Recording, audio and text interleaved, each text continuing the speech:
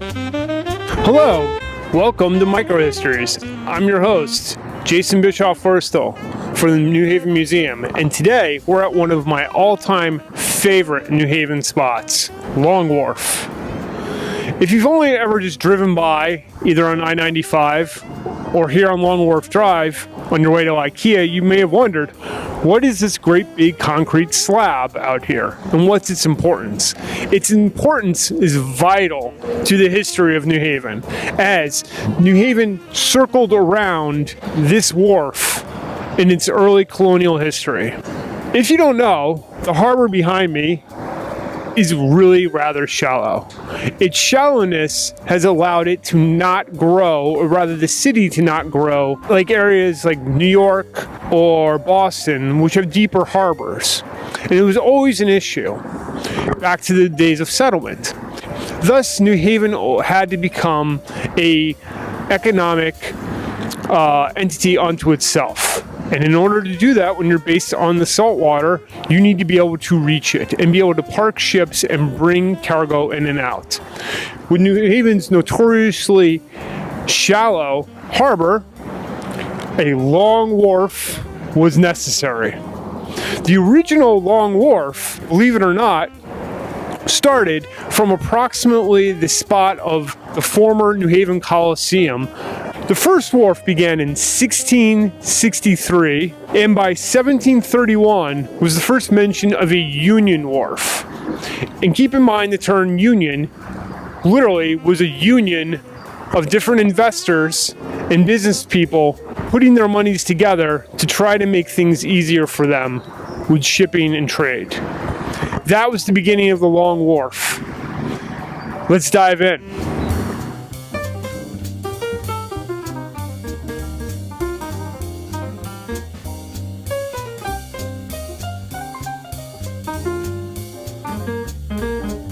Here we are at the end of Long Wharf, as it currently stands.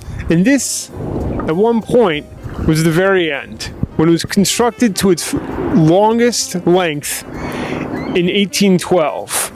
And actually it's said that it was added onto, so maybe that little part there, by 1820. But by 1812, the pier was complete. And this was done by the self-trained engineer William Lanson, a local entrepreneur who had a livery station and hotels, and quarried and extended Long Wharf to being the longest pier in America at that time, well over a mile long. It extended all the way from the 9 squares to here. Even at this length, it was still not quite long enough to bring all the ships in, and there was a smaller station out in the harbor where ships would dock and wait their turn. Long Wharf itself was lined with warehouses, offices, saloons. There were adjacent hotels that serviced and catered to the incoming sailors. And essentially, it had its own economy and judicial system. It all centered on Custom House Square at the end, named for the Custom House, which is approximately on the spot of the Knights of Columbus Museum today. This was known as the original downtown. This was considered by the Yale students where you went to see how the other side lived.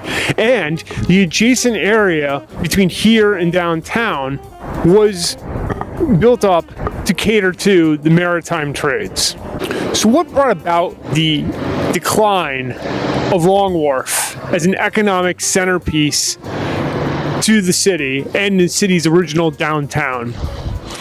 The railroads.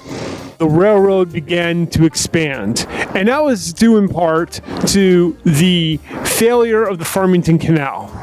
The Farmington Canal never took off, and by 1848, the New Haven and Farmington Railroad was constructed on its place. And that meant it ended up here behind me, Canal Basin. The railroad thus owned Canal Basin here at the end of the former canal and built on this approximate spot a matching wharf, canal dock, as well as other private wharves such as Bell Dock and smaller ones lined the waterfront to this side. These took away from the central importance of Long Wharf and allowed for its decline in specialization in industries more arranged around meat packing and the logistics of shipping. The railroad continued to grow into the largest railroad east of the Mississippi. By the early 20th century, J.P. Morgan controlled the interests in the New York, New Haven, and Hartford Railroad, determined to make it the largest in America. From anywhere in New England, you could then travel the Consolidated Railroad and trolley systems. This is hugely important because it deterred not just from the sea travel here on Long Wharf, but also the disconnect between here and downtown, as the areas that surrounded the wharf that were formerly catering to the maritime trades were bought up and absorbed by the railroad and basically expanded, demolished, became railroad yards and catered to the use of railroad. Later in the 20th century, as the railroad declined, post-World War II, this would leave wide swaths of open urban land in between the city and the waterfront here.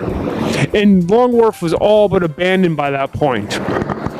Introduced in 1948, based on an earlier plan by Maurice Rodeval, there was a call for the redevelopment of the Long Wharf area, leading to this idea of filling in the waterfront, which is exactly what they did.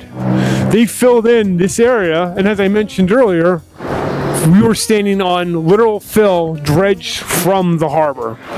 And the construction of I-95, first known as Connecticut Turnpike, and at the time the longest highway in Connecticut, opened in the mid-1950s, ensured the end of both railroad dominance and the former dominance of Long Wharf, and leaving these remains to be the relic of a colonial past.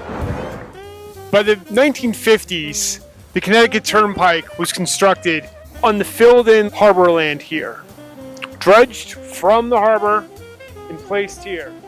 Sergeant Drive and Long Wharf Drive were built in honor of Sergeant Hardware, which was originally located over there, and it removed into brand new modern facilities. Another all-time favorite building of note was the Armstrong Pirelli building, designed by architect Marcel Breuer, and today better known as the home of IKEA. Behind me is the food truck paradise, which is really what this is more so known for, at least since the mid-2010s. And this area was pioneered around 1992 from a simple parking lot to more of a vending area by the Flagman, who was here every day for over 20 years. Anyhow, come on out and enjoy a sunny day on New Haven's harbor. So, for the New Haven Museum, I'm your host, Jason Bischoff-Wurstle. Be sure to fill in the comments below, ask questions, let us know what you'd like to see on Micro-Histories coming up here in 2022. And, of course, hit that subscribe button. Thanks a lot and stay tuned.